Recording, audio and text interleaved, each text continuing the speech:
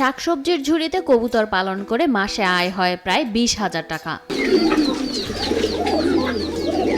ঘর ভর্তি এসব উচ্চ মূল্যের কবুতর পালন করে নিজের ভাগ্য বদল করেছেন খোকন। প্রতি মাসে 20-25 এরকম, কোনো মাসে একটু বেশিও হয়, 30ও হয়, 35 হয়, এভারেজ মনে করেন 20-25 থাকে। মাত্র 17 টাকার ঝুড়িতে বেড়ে উঠছে 1000 টাকার শৌখিন সব কবুতর। একটা করে ঝুড়ির দাম নিচ্ছে মাত্র 17 টাকা করে। এতে অল্প খরচে এই কবুতরগুলো মনে করেন আমি পালতে পারতেছি। 18 হাত চওড়া ছোট্ট একটি ঘরে 120টি ঝুড়ি স্থাপন করে প্রায় 200টি কবুতর পালন করছেন খোকন নামের একজন উদ্যোক্তা। এই এতটুকু জায়গার মধ্যে আমি প্রায় 120টা ঝুড়ি লাগাইছি। এই ঘরটা আমার মোটামুটি আছে এই 18 হাতের মতো লম্বা, আর পাতালে আছে 8 হাতের মতো। এখানে আমি মোটামুটি 200 টাকা কবুতর পালতে পারবো।